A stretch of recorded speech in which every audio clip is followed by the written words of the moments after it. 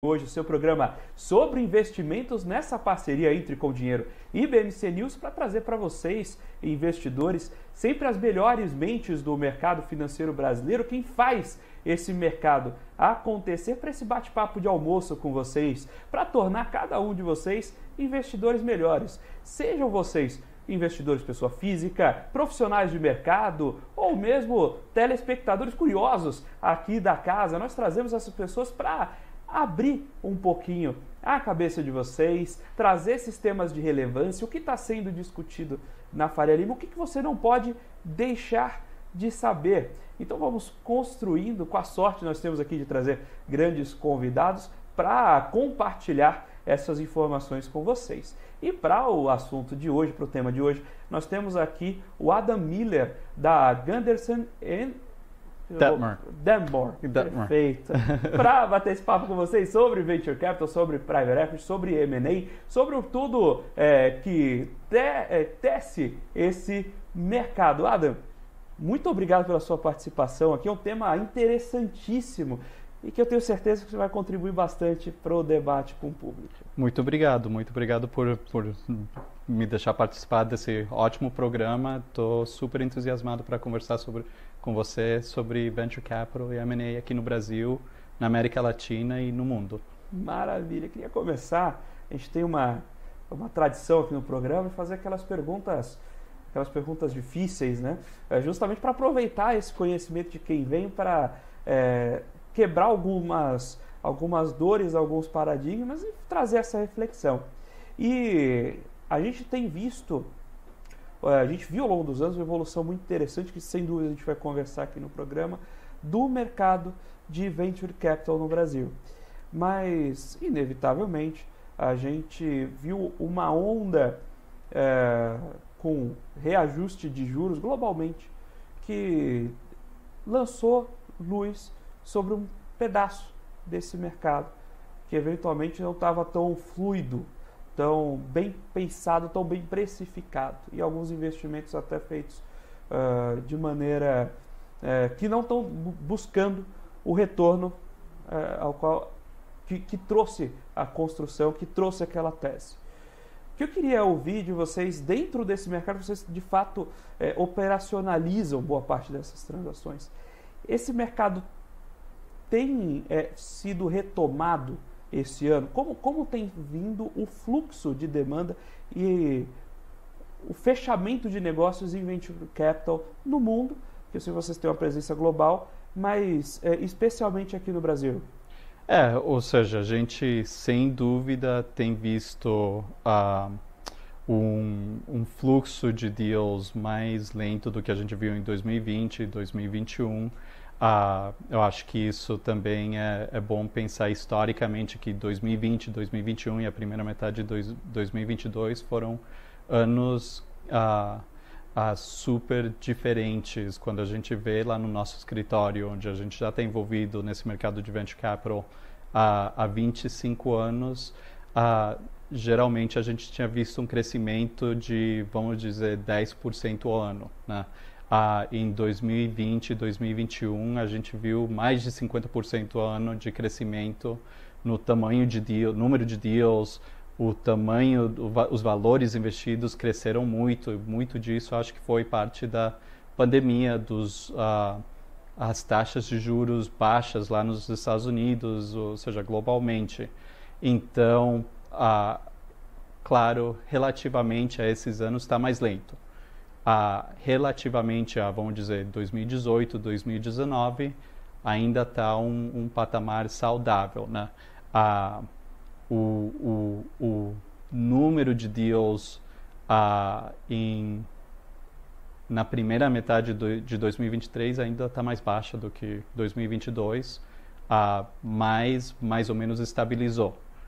Que na segunda metade de 2022 realmente a gente viu uma caída bem grande, e daí começando Q1 2023, Q2 2023, estabilizou e a gente está vendo mais ou menos isso. Em conversas com os investidores, me parece que vai ficar estável por algum tempo e daí tomara começo do ano que vem, segunda metade do ano que vem, comece a crescer um pouco mais. Mas acho que ainda tem bastante tipo dessa reorganização do mercado, onde os investidores estão tentando digerir o portfólio, o que está acontecendo no portfólio de empresas deles, tentando entender como que vai ser o mercado de IPO, como que vai ficar o mercado de saídas e como que isso impacta os retornos deles e os novos investimentos, né? Eu queria até que aproveitar esse ponto para ouvir de você um pouco como eles pensam, como essas amarrações da saída são pensadas na própria negociação, né? Porque uma saída tradicional é justamente a IPO. Então, se você monta o fundo e pensa ali em sair em 5 anos, é importante já ir olhando essa janela de IPO futura. Deixa eu aproveitar um pouquinho que você tocou nesse assunto para explorar esse tema. Como as próprias teses, os próprios acordos já são construídos pensando a saída para justamente manter esse mercado sempre oxigenado. Certo. Eu acho que realmente depende do investidor, do perfil do investidor e a qual estágio da empresa esse investidor está investindo, né? Então, as conversas com os investidores que estão focados em early stage, tipo deals de série Seed, série A, são muito, muito diferentes das conversas que você tem com os investidores dos growth stage, later stage, onde tem investidores, o que a gente chama de crossover investors, que são investidores que investem tanto nos mercados públicos quanto nos mercados tipo de venture capital, porque o tempo do investimento é diferente, o horizonte do investimento é diferente, então isso realmente impacta como que a gente negocia os documentos para a empresa, né? Em termos de negociação com investidores de early stage, muito é quanto controle você tem ao nível do board, quanto que você pode ajudar o fundador a mostrar o product market fit, a crescer o rendimento da empresa. Quando você começa a conversar com investidores de later stage, aí tem muito mais essa conversa de quais são meus direitos num evento de liquidez, qual é o meu direito de poder demandar um IPO nos Estados Unidos ou no Brasil, que tipo de vetos que eu tenho numa saída, num evento de liquidez, se posso ter um veto no meu mínimo de retorno, e se esse veto é meu, ou seja, do meu round de investimento, ou se eu estou participando nessas decisões com os outros investidores. Porque, claro, se você está investindo numa empresa num valuation de 50 milhões de dólares, o teu pensamento é muito diferente do que se você está entrando a 500, 1 bilhão de dólares, né? Os interesses num evento de liquidez são diferentes. Então, para o pessoal que entrou mais cedo, uma saída que talvez não seja boa para o pessoal que entrou mais tarde, é boa para o pessoal que entrou cedo. Então, tem esses interesses onde, tipo, você está tentando entender quais são as preocupações dos fundadores, quais são as preocupações dos investidores de early stage e quais são as preocupações dos investidores de late stage, como encaixar tudo isso de uma maneira que a empresa continue crescendo e possa ter um evento de liquidez, um IPO com sucesso.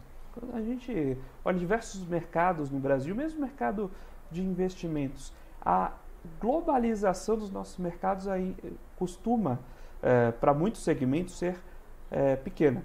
Tanto setoriais, então quando você produz serviços, indústria, você direciona isso muito para o mercado doméstico, e muitas vezes no mercado de investimentos também você tem uma concentração local, tanto dos investidores quanto dos alocadores dos nossos ativos.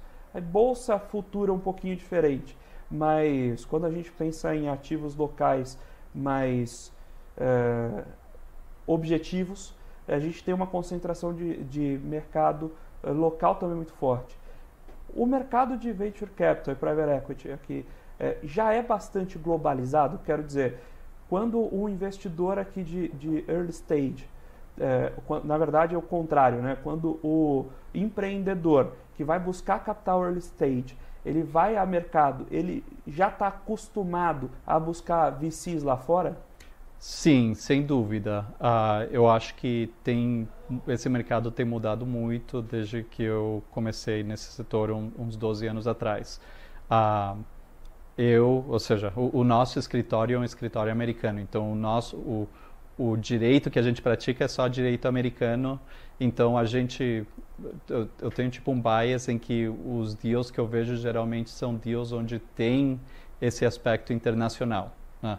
Mas, dito isso, a gente conversa com muitos fundadores que ainda não buscaram, não entraram no mercado para buscar investimento de venture capital e dentro desse ecossistema de venture capital, os fundadores já, quando estão começando a empresa, já têm esse objetivo de buscar investimento de investidores estrangeiros. Muito disso é porque o perfil dos investidores estrangeiros é um pouco diferente do perfil, tipo, vamos dizer, de anjos ou investidores que são só no Brasil. O perfil de quanto controle os investidores estrangeiros querem é um pouco diferente. O tamanho de cheque é diferente, então a diluição para os founders é diferente. Então, quando você vê esse mercado, na minha opinião, já está bem globalizado em termos de quais as expectativas e também as expectativas de um evento de liquidez no futuro, né? Porque também para os investidores estrangeiros, eles estão pensando, olha, mesmo que eles estão entrando no Series A, Series C, qual a potencial saída? Quem que pode comprar essa empresa? Ou qual esse IPO pode ser no Brasil ou o IPO vai ser nos Estados Unidos? Vai ter liquidez suficiente se faz um IPO no Brasil ou se faz nos Estados Unidos? Então é bem globalizado. De novo, como eu disse, a gente só geralmente como trabalha com direito americano, tem a o gente viés. tem exatamente. Agora, quando você comentou o tamanho do cheque ser diferente, quando a gente pensa em venture capital, usualmente os cheques são um pouco menores. Como é essa gestão de cheques menores à distância, então? Porque eu imagino que para o fundo, por exemplo, o fundo lá no Vale do Silício, acompanhar um portfólio de vários pequenos negócios no Brasil torna muito mais complexa essa operação. Como funciona esse desenho para que esse modelo pare de pé? Muito depende do time, do tamanho do time para esses investidores e só para esclarecer, quando eu falo investidor estrangeiro também eu estou falando tipo tem muitos investidores aqui no Brasil ou na América Latina que eu considero mais ou menos estrangeiro, porque o perfil dos próprios investidores desses fundos são estrangeiros.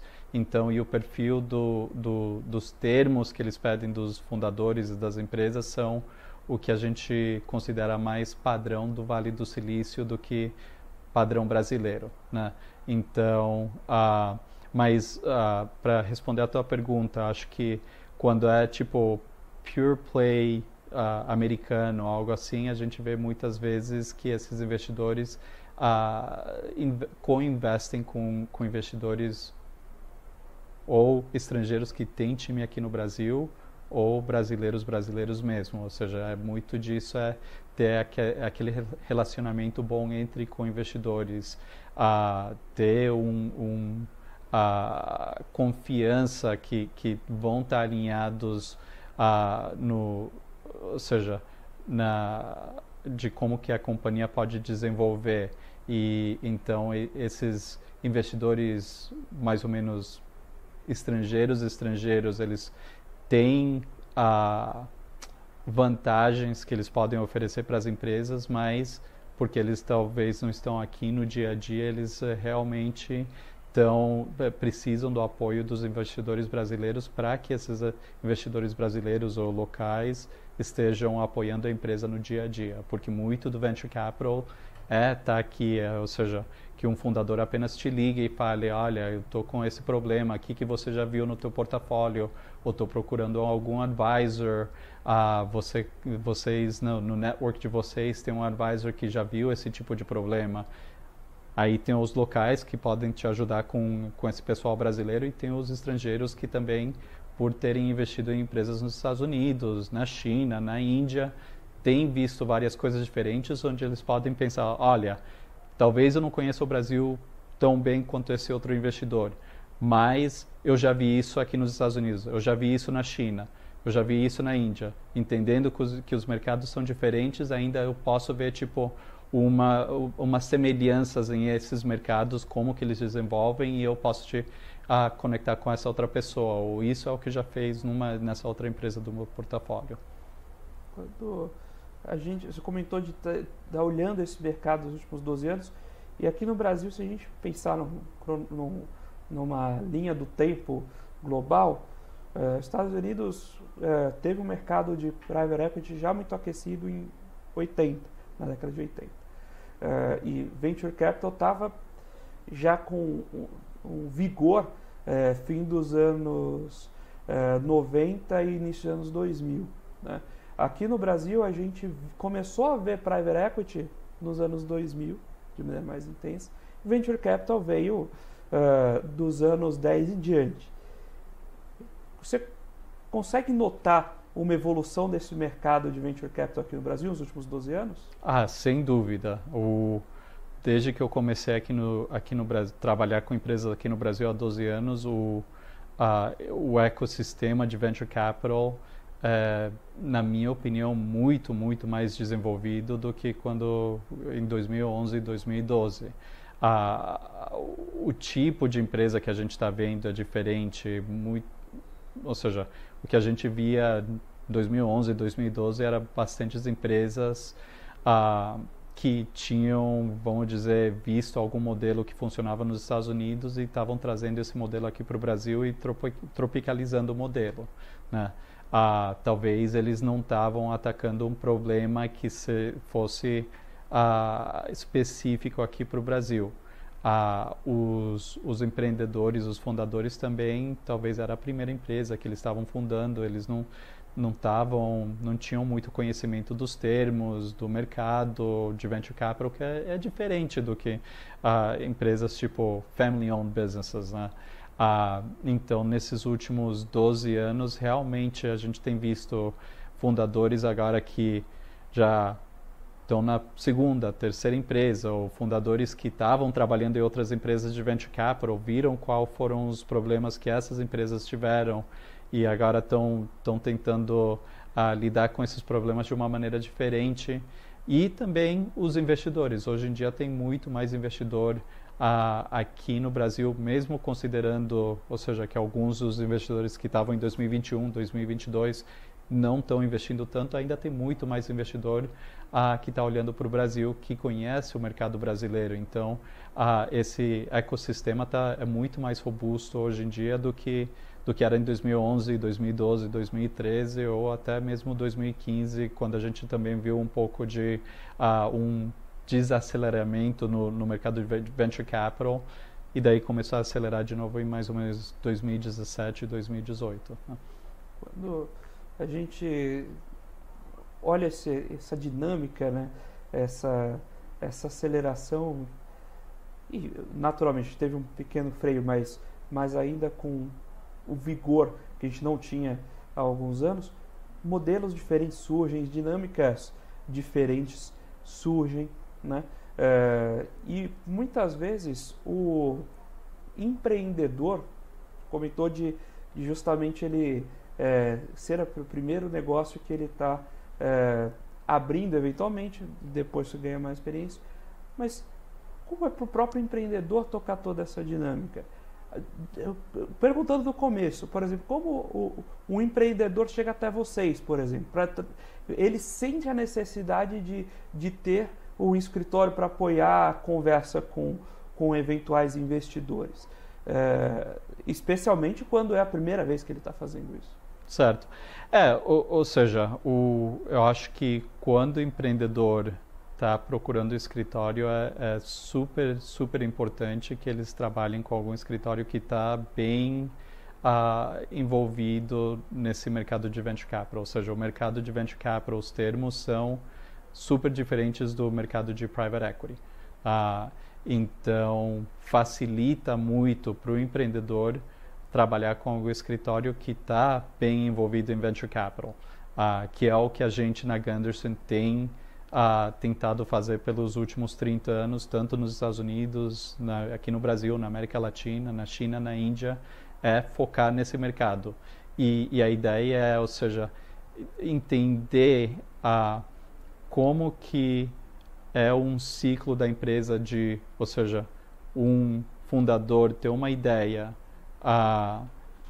nem tem a empresa, quais são as preocupações, o que você tem que fazer naquele momento para que não atrapalhe o teu primeiro round de investimento. O que você está fazendo no primeiro round de investimento que talvez facilite ou dificulte o teu segundo round de investimento. O que você está, ou seja, com quais termos você está concordando no primeiro round de investimento que quando você está pensando no evento de liquidez, você talvez tenha pensado, olha, talvez não devia ter aceitado isso porque agora tem muito mais problema, tem mais fricção. Então, o nosso trabalho com empreendedores porque a gente vê milhares desses deals no mundo todo, cada ano, poder ajudar os empreendedores e falar, olha, esse termo é padrão, ok? Talvez pareça meio estranho, mas é padrão e não vale a pena a gente passar muito tempo discutindo isso porque esse investidor nunca aceita algo diferente, né? Então, se você quer ter um bom relacionamento com o investidor, não vale a pena você estar passando muito tempo discutindo isso porque ele não vai mudar a ideia, não vai mudar a opinião dele, né? Mas esse outro termo aqui, talvez é algo que você possa negociar e que seja mais importante, ou seja, quem que está controlando o board, como que isso afeta a governança corporativa tanto logo depois do round de investimento quanto no futuro, né? Muitas vezes os empreendedores estão pensando em controle da empresa deles, né? Claro, a ideia deles, tem todas essas histórias do Facebook, Apple, as pessoas leem sobre isso, ouvem sobre isso e tem uma ideia de como que eu posso me proteger. Então, muito disso é ajudar empreendedores com isso. Quando os investidores entram, é ajudar a empresa toda, como que o próximo round de investimento pode impactar e como que pode impactar em relacionamentos e no fim do dia deixar eles focarem no business em vez dos documentos jurídicos, né? É que muitas vezes o investidor, até por ser a única transação dele, ele não vai ter essa visão, e você trouxe bem, a forma como você desenha a cláusula na Series E vai impactar como você vai ter as próximas rodadas das saídas. Porque se você, por exemplo, coloca um piso de rentabilidade para eventos futuros, você está tirando um pouquinho de valor das séries futuras. Sem dúvida. Caso você não consiga dar a saída naquele ponto, você, de fato, está destruindo o valor para um acionista que não está na sua base hoje e ele ainda não sabe. Então, não é que ele vai... esse dinheiro está sendo tirado do seu bolso imediatamente. Você está piorando as condições para a entrada de investidores futuros, né? E essa leitura é difícil para quem está fazendo isso a primeira vez. Agora, mesmo a negociação, geralmente eu fico imaginando uma disputa meio Davi Golias, porque o empreendedor, não que o empreendedor seja muito pequeno, mas o empreendedor está fazendo isso pela primeira vez, enquanto o fundo é serial nisso. Como funciona, como dar força para o empreendedor e para a mesa de negociação dessas cláusulas? Aí acho que é onde vem a experiência de poder fazer esses milhares de deals por ano, não só no Brasil, mas no resto do mundo. Entender muitas vezes, ou seja, o que investidor A aceita, o que investidor B aceita e o que nenhum investidor vai aceitar, o que todo investidor vai aceitar. E muitas vezes também é realmente processo de educar os fundadores, né? Educar o time de como que, se você aceita isso hoje, como que isso pode te impactar numa saída, né? Muito do que a gente faz no meu mundo falam, this is market standard, né? Isso é padrão de mercado. mas mesmo que seja padrão de mercado, é tentar explicar ao time como que isso pode te impactar no bolso na saída, ou como que isso pode te impactar em termos de controle da empresa. Por exemplo, uma coisa super simples de uma palavra, onde muitas vezes em Venture Capital é bem padrão que investidores estão comprando ações preferenciais, né, que tem o que chamam de liquidation preference, que é uma downside proteção que eles pelo menos vão receber de volta o investimento deles. Mas tem uma diferença de quando é non-participating preferred e participating preferred, quando é esse non-participating, o investidor ou recebe o dinheiro deles de volta ou recebe o pro rata dele no upside, né? O participating, você recebe o teu investimento de volta e daí você participa pro rata. É uma pequena palavra que o pessoal talvez não preste atenção quando está negociando o term sheet e não entende como que isso pode impactar 3 rounds depois, quando outros investidores pediram isso e tem muito mais dinheiro aí que está passando de bolso dos fundadores para o bolso dos dos investidores, desculpa. Então, bastante disso é educar, né? Nesse negócio de Davi versus Golias, talvez também depende do mercado, né? Em 2020 e 2021, os fundadores tinham muito mais poder de negociação do que a gente está vendo hoje em dia. Então, é tentar entender, ou seja, como minimizar os efeitos de certos termos que estão sendo negociados hoje em dia. Geralmente o que tem na mão do empreendedor aí é a alternativa, para quem mais você pode vender, né? Então, se é uma cláusula que está todo mundo usando, provavelmente você não vai conseguir ter força para negociar. Sem dúvida, sem dúvida. E também muito disso porque Venture Capital, da maneira que eu vejo, é um casamento, né? Porque você vai, ainda mais com os investidores de early stage, esse pessoal vai ser investidor na tua empresa por 3, 4, 5, 10 anos.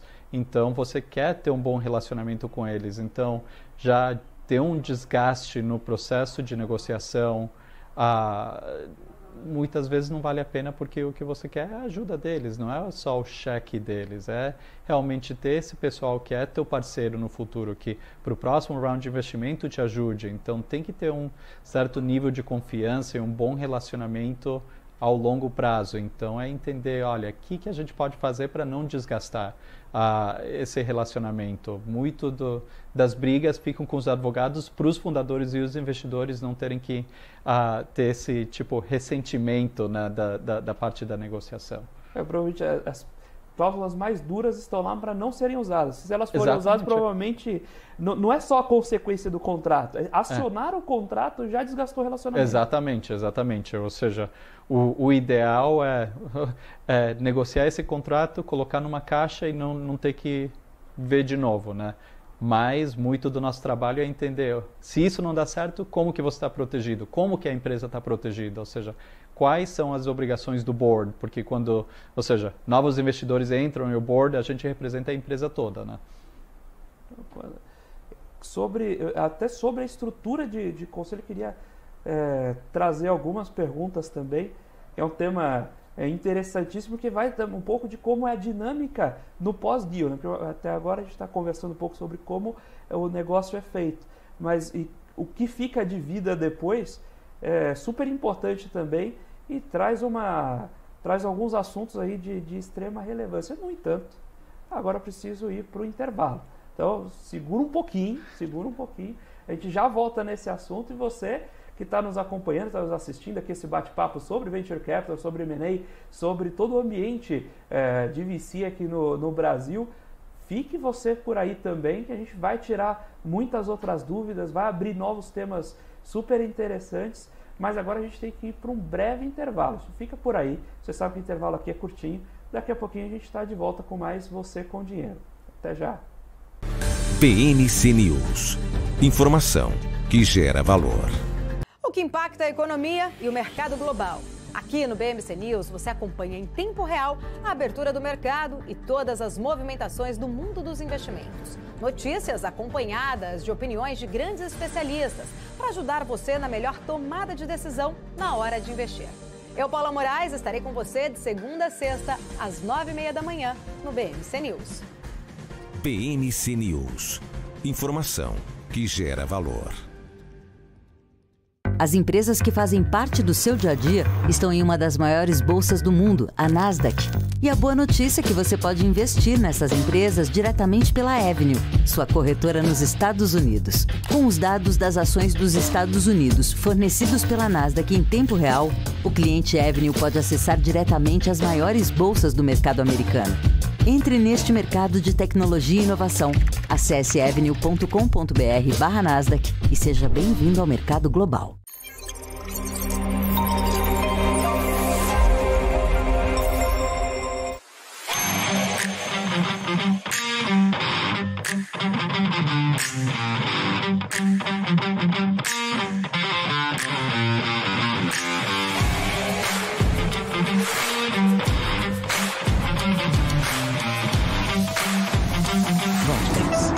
Beyond.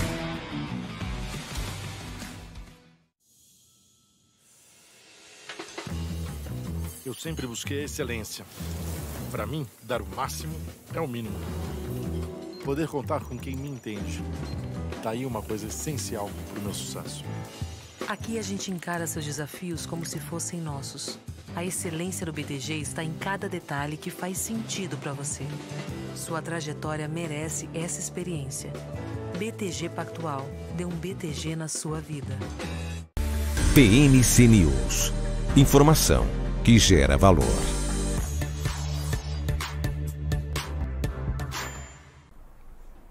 Olá pessoal, estamos de volta aqui para o segundo bloco do Você com Dinheiro de hoje, falando sobre Venture Capital, sobre o mercado de transações, sobre mesmo como se desenha um deal como esse, de aportes primários em empresas mais jovens, quais são as dores, como o empreendedor pode negociar, quem está do outro lado da mesa, o que pensar em cada série para preparar as rodadas seguintes. E para bater esse papo conosco, o Adam Miller, aqui do Gunderson.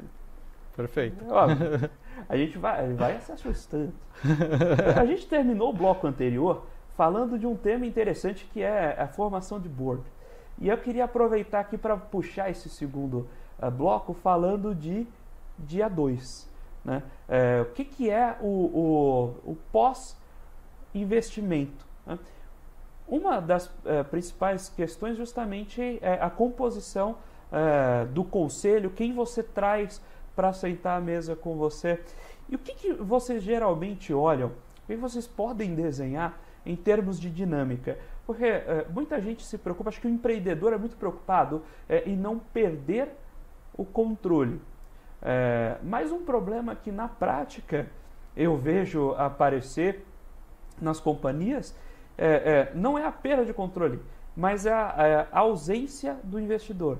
Você faz um deal esperando ter o apoio, acessar a rede de canais, os contatos daquele investidor, e no dia 2 ele não aparece, fica distante demais.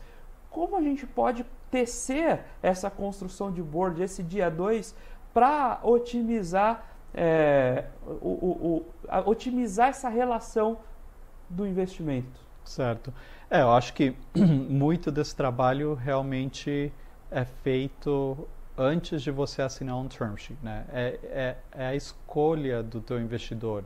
Se você tem a opção de escolher entre investidor A, B ou C, é entender como que esses investidores participam das reuniões depois do investimento, quem mais está no time desse fundo de investimento e qual vai ser o teu relacionamento não só com a pessoa que vai estar no board, mas também o pessoal que está apoiando esse representante no board no dia a dia, porque muitas vezes realmente ou seja, você nesse casamento com os investidores não é só o representante do board, que essa pessoa pode sair do fundo ou pode sair do board e daí vai entrar alguém mais. Então, realmente é entender, olha, quando você está falando com o investidor,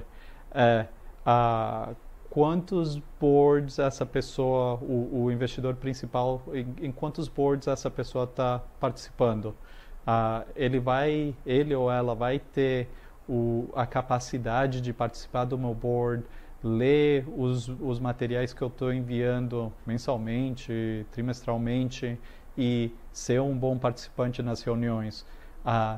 Entre reuniões, essa pessoa vai ter tempo para pegar uma ligação minha e passar 1 hora, 2 horas no telefone conversando, pensando sobre certo problema que eu estou vendo aqui na empresa. E se essa pessoa não tem o tempo, quem no time deles vai ajudar? Ou mesmo se essa pessoa tem o tempo, quem no time deles tem a expertise para negócio A ou negócio B que vai me ajudar na empresa? Então, muito disso é tarefa de casa bem antes dos contratos serem negociados. Em termos dos contratos que a gente está negociando, você negocia tipo o controle do board, mas você não pode obrigar alguma pessoa a falar, olha, você realmente vai ter que participar e você vai ficar aqui enquanto você for investidor, né? Investidor geralmente não pode se comprometer a isso. E você vai ter que fazer comentários pertinentes e inteligentes. Exatamente. Que lamentavelmente não consegue colocar isso em contrato. E também parte disso parte disso acho que está dentro do controle do time de management, do time de fundadores, como que eles utilizam os recursos dos investidores. Porque a gente de vez em quando vê empresas que negociam e daí não entram em contato com os investidores até a próxima reunião de board. E tem outros que falam com os investidores todos os dias, todas as semanas, né? Mantém eles atualizados, falam, olha, essa semana aconteceu isso, esse mês aconteceu isso. E quanto mais informação você dá para esse pessoal, mais eles podem te ajudar, porque daí eles sabem o que está acontecendo no dia a dia da empresa, em vez de apenas receber um board deck uma vez por semana, uma vez por mês, uma vez por trimestre. Também sobre questões de dia 2, a gente estava conversando aqui do intervalo sobre algumas diferenças do que é M&A e do que é investimento em Venture Capital, né? E uma das grandes diferenças é justamente que no Venture Capital o dia 2 é amarrado. Ambos querem buscar valor para aquela companhia, porque a partir daquele momento os dois vão para o mesmo lado da mesa. Enquanto no M&A, especialmente uma aquisição, geralmente um dos lados sai da mesa. Então, a soma ali, vou dizer que a soma é 0, mas a soma é dada, né? Então, a partir dali, o negocial vai tirar de um bolso para passar para outro. Mas do movimento de M&A surgiu uma discussão interessante sobre earn-out, que é essa busca de alinhamento de interesses, mas que eventualmente leva a alguns problemas de discussão. E esse é um problema que também aparece no Venture Capital, né? Eu queria que você comentasse um pouquinho do que você já tinha conversado aqui comigo, sobre justamente essa negociação de termos e condições para dia 2, de como selar earn-out, como trazer algumas discussões para a mesa. Porque uma coisa que o earn-out é feito para, olha, você me fez essa projeção, então se bater essa projeção, tudo bem, eu te aceito pagar um adicional. Só que existem discussões que precisam vir à mesa e muitas vezes o empreendedor fica receoso. Mas e se o mercado não funcionar desse jeito? E outras condições que não estão na minha mão? Se for tomar o risco inteiro, então eu continuo com a empresa. Então, como é esse diálogo e como você vê o que os empreendedores lidam com essas cláusulas condicionadas, ou vulgarmente chamadas de earn-outs, né? Ou seja, eu acho que tem uma diferença de como isso é lidado para rounds de investimento de early stage, que são diferentes de later stage, growth equity, que sem dúvida são diferentes do M&A, né?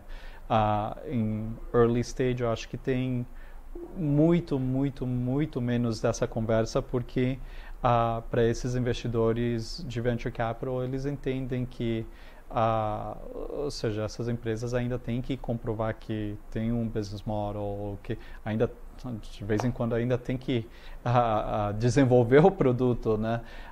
Então, eles entendem que o hit rate deles não vai ser 100%. Então, muito das conversas em rounds mais de early stage é entender tipo qual que é a diluição que vai ter para o cap table, para os fundadores, para o resto do time, e aí que vem o preço, né? O tamanho do cheque, qual que é a diluição, quanto que o investidor quer deter da empresa. A gente realmente não entra nesse negócio de earnout. Para later stage, entra um pouco mais essa conversa, porque esses investidores já estão pensando, olha, o meu horizonte de investimento para saída é 1 ano ou 2 anos. Então, o que vai acontecer se a empresa está muito mais desenvolvida? Como que você vai manter esse growth rate? Como que você vai aumentar o growth rate? Quais outros mercados você vai entrar? E eu acho que o valor da empresa é X, enquanto você acha que é Y, né? Então, de vez em quando, o que entra nessa discussão é se tem algum tipo proteções de downside, retorno mínimo e coisas assim que acabam entrando na governança corporativa, né? Que investidor tipo de later stage, se o meu retorno mínimo não é abaixo se o meu retorno é abaixo do meu retorno mínimo, eu posso bloquear a venda da empresa por um prazo de 2 anos, 3 anos, sei lá. Então entra nessas conversas, ou entra no que a gente chama de mezzanine, onde é tipo mistura de dívida e equity.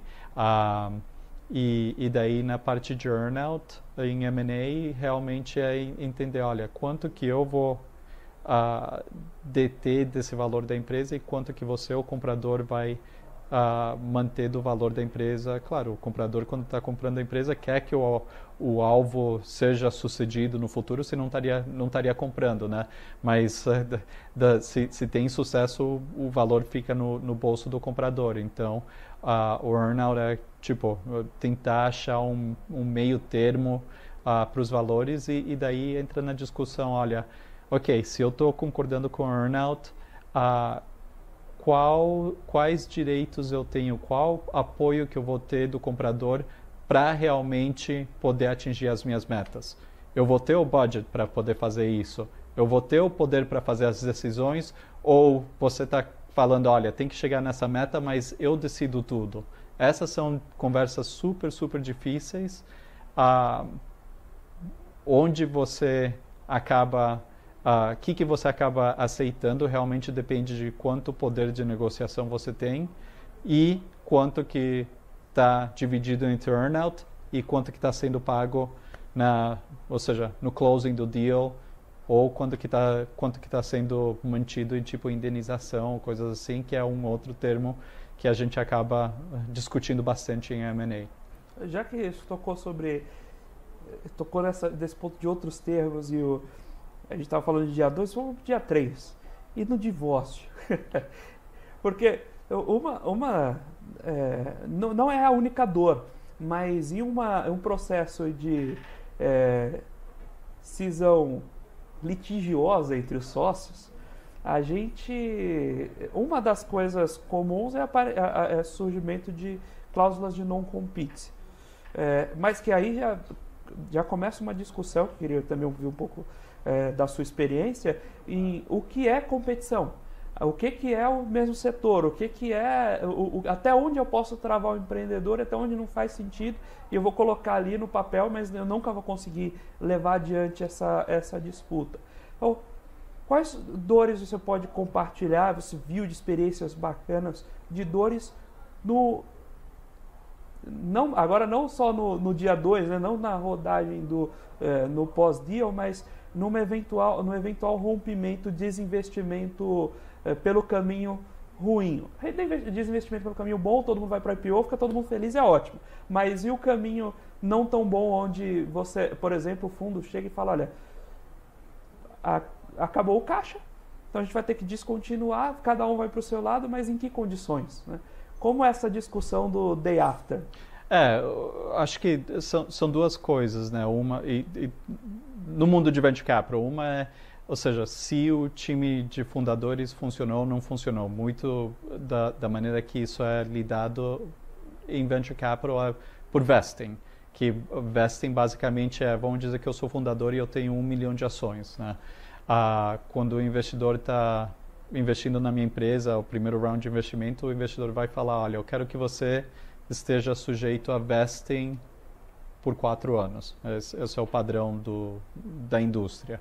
E o que isso significa é que se você para de prestar serviço para a empresa, em 1 ano, a empresa tem o direito de recomprar 75% das suas ações, né? Então, muito do divórcio entre fundadores, investidores e coisas assim é lidado no vesting.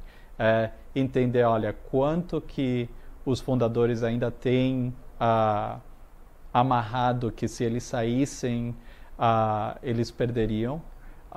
Parte disso é para manter motivado, né? Parte disso também é que você não quer que uma pessoa receba o investimento hoje, saia amanhã, mantenha 100% e daí você tem que contratar alguma outra pessoa, tem que dar equity, dilui todo mundo e essa pessoa que saiu ainda, ou seja, a empresa é bem sucedida em 5 anos e essa pessoa não participou do crescimento da empresa, mas participou de todos os ganhos.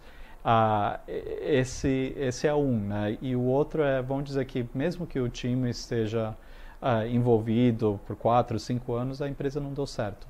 Aí acho que muito disso realmente depende de qual a situação da empresa naquele momento. Se é algo que o fundador ainda tem bom relacionamento com o investidor geralmente participa da venda, tentam achar o que a gente chama de soft landing, né? Que é talvez achar um comprador para que esse comprador assuma as dívidas, as contingências da empresa, mesmo que não tenha dinheiro que está sendo distribuído para os vendedores, mas pelo menos está mantendo o teu time empregado, né? Então você não tem que demitir um monte de pessoas. Isso é o cenário ideal e eu diria que é o que a gente vai ver muito mais, né? Aquele negócio de divórcio que é contencioso, a gente vê muito menos e é quando realmente já tem muito desgaste no relacionamento entre o time de management e investidores de muitos anos, né? Algo que acontece de um dia para o outro. Você já comentou sobre a manutenção e o vesting. Me trouxe outro ponto. Como é negociado o salário do empreendedor? Esse é um ponto que é o seguinte: quando você é o único sócio da empresa, geralmente a grande maioria dos investidores, dos empreendedores, não separa o que é dividendo, o que é salário. Até pode separar no papel, coloca um prolabore X, mas como o grosso está no dividendo, ele não se importa. Mas quando você tem um investidor externo, isso começa a ser difícil. E aí você tem poxa, você não precisa de muito salário porque o grosso do seu ganho está na valorização da empresa. Só que você pode gerar um desestímulo para o sujeito. Você fala, olha, se a empresa for valorizar, o empreendedor tem um baita expertise, aí ele tem lá projetos de consultoria que ele faz para outras empresas. Aí ele tem um salário pequeno, ele ganha muito mais fazendo essas coisas por fora, ele vai cada vez mais minando a energia da empresa. Como é que é a negociação salarial de empreendedores que são investidos por Venture Capital? Acho que isso também depende de qual time, ou seja, a negociação com empreendedores, fundadores, onde eles têm uma participação relevante na empresa é diferente de quando você tem um CEO que entrou na empresa depois, onde a participação deles é menor, porque, ou seja, quando você está falando com fundadores, com time que tem participação mais relevante, a conversa mais fácil em termos de falar, olha, o teu valor realmente está nessas ações, e se a empresa está indo bem, você vai ganhar muito mais no evento de liquidez ou até numa secundária antes de vender a empresa do que no salário, né? Então vamos focar num budget que faz sentido para a empresa, onde a gente vai tentar maximizar o valor da empresa. essa preocupação tipo de um fundador falar, olha, se o meu salário é muito baixo, eu vou fazer consultoria para essas outras, é algo que muitos investidores pedem, tipo uma obrigação do time de fundadores de estar focados 100% na empresa. Eu até agora não vi uma situação onde teve algum fundador que concordou com isso e não fez e não cumpriu com isso. Então, seria interessante ver, mas espero não ver. A gente está comentando de formatos e uma coisa que um mercado que vem sendo muito pujante nos últimos anos é o de Corporate Venture Capital, né? Então, o CVC como uma alternativa ao Venture Capital estritamente financeiro padrão.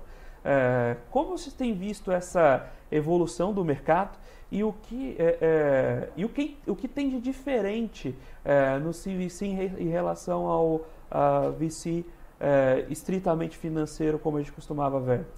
Eu acho que aqui no Brasil a gente tem visto muito mais crescimento nesse setor de CVC. Lá nos Estados Unidos está mais desenvolvido, acho que, ou seja, nos Estados Unidos a gente vê dois tipos de CVC. A gente vê CVC que atua mais como realmente investidor financeiro, ou seja, um venture arm de alguma grande empresa de tecnologia, mas eles realmente o que eles estão procurando é o retorno, não é algo estratégico. E daí tem os investidores de CVC que realmente estão, quando eles estão vendo a empresa, essa empresa pode ser uma empresa que eu vou comprar, ou tem algum produto que talvez funcione para os produtos que eu estou oferecendo. Aqui no Brasil, o que a gente tem visto mais é esse segundo tipo de CVC, onde é mais estratégico, né?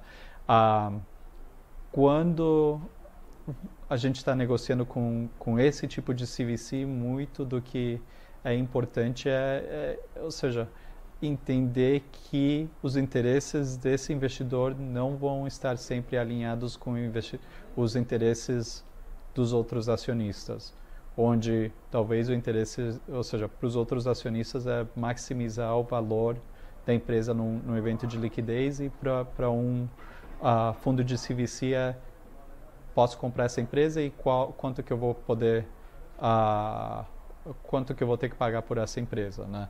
Então isso entra na discussão de que tipo de poderes esse investidor vai ter para bloquear um próximo round de financiamento, que tipo de poder ele vai ter para bloquear um evento de liquidez, que tipo de informação ele vai ter no dia a dia que talvez você não queira que ele tenha porque é algo confidencial que você não quer que ele seja usado para o CVC.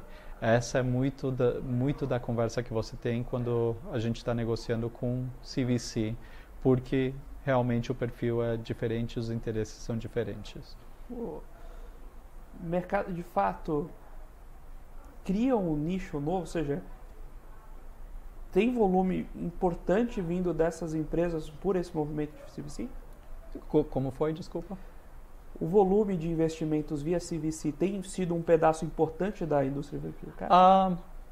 Eu diria que tem crescido, mas do que eu vejo, a participação ainda é pequena. Então, é realmente ainda uma pequena minoria do volume de investimento que a gente vê. Maravilha. Eu queria começar a agradecer esse papo, mas eu queria, antes de fechar, que você contasse um pouquinho da história da sua ida para o escritório, como tem sido esses anos de carreira, como você caiu nesse setor, advogado de formação, mas conhece demais desse segmento que bebe aí nas nossas finanças. Conta um pouquinho para a gente como você chegou até aqui e já deixa também seus contatos, se você quiser passar os contatos do próprio escritório para o pessoal entrar, buscar vocês, eventualmente os empreendedores que estão assistindo a gente queiram esses serviços também ficarem à vontade para encontrarem os serviços de vocês. Claro. A Gunderson, como você pode ter percebido, está focada em Venture Capital. o escritório foi fundado lá no Vale do Silício 30 anos atrás, com a ideia sendo que a gente só ia atender o mercado de venture capital. E isso significa que a gente trabalha com fundos de investimento quando eles estão recebendo investimento de fundos de pensão, high net worth individuals, fundações e coisas assim. A gente trabalha com esses fundos. Quando esses fundos estão investindo em empresas de tecnologia, life sciences, a gente ajuda eles, ou a gente ajuda as empresas lá nos Estados Unidos. Se tem um fundador que tem uma ideia, a gente ajuda a abrir a empresa, fazer todo o negócio de propriedade intelectual, cessão de propriedade intelectual, que é, ou seja, um dos pontos mais importantes quando você está criando a empresa e está trazendo o time aqui. E daí ajuda nessas rodadas de investimento e coisas assim. Eu entrei na Gunderson uns 12 anos atrás porque um dos meus sócios estava trabalhando bastante aqui no Brasil. Não fala português, eu tive a sorte que eu falo português e que me acharam, né? E eu achei super interessante a possibilidade de trabalhar com fundadores, com o pessoal que faz as decisões, que você não vê isso quando você está trabalhando nos escritórios maiores que fazem tipo capital markets, M&A, ou seja, com empresas maiores onde já tem um time de corp dev. Aqui a gente trabalha com o time que está fazendo as decisões. E como eu mencionei, como a gente vê milhares desses deals por ano, a gente pode ajudar a educar o time, ajudar até os investidores, o que a gente está vendo no mercado. Ou seja, muito disso é emprestar o nosso conhecimento para as empresas, né? Tanto em rodadas de financiamento, quanto se eles estão sendo vendidos em M&A, quanto se estão fazendo IPO. É falar, olha, isso que a gente está vendo no mercado, isso que lá no comprador nos Estados Unidos vai esperar isso que a gente vê comprador no Brasil esperar em termos de M&A, mesmo com os investidores. Então, assim que a gente tem atuado aqui no Brasil, né, atuado lá nos Estados Unidos e em outras partes do mundo. Maravilha. Quem quiser encontrar o site de vocês, tem de cabeça? www.gunderger.com. Maravilha. Muito obrigado. Foi um prazer recebê-lo aqui. Foi um grande prazer bater esse papo com você aqui no Você com Dinheiro. Muito prazer e muito obrigado. Muito obrigado a você, telespectador aqui da BBC News, também pela sua companhia, pela sua audiência. O programa Você com Dinheiro traz aqui as principais mentes que fazem esse mercado financeiro acontecer, para esse bate-papo com vocês, para essa troca de ideias, buscando sempre torná-los investidores melhores a cada dia. Muito obrigado pela sua companhia. Se você quiser conhecer um pouco mais sobre a Com Dinheiro também, visite www.comdinheiro.com.br e conheça as nossas soluções, como a gente pode ajudar a você e aos seus investimentos, tanto no acompanhamento das suas carteiras como investidores, quanto na sua atividade profissional. Nós vamos ficando por aqui com Você com Dinheiro de hoje. Até segunda, nesse mesmo horário.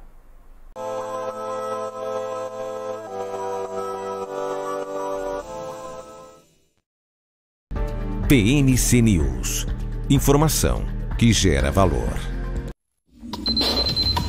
O que acontece no mercado financeiro no Brasil e no mundo está na BMC News. São 24 horas de programação para ajudar o investidor na melhor tomada de decisão. Independência e jornalismo sério. Não estamos plugados em nenhuma instituição financeira. Isso nos dá liberdade de levar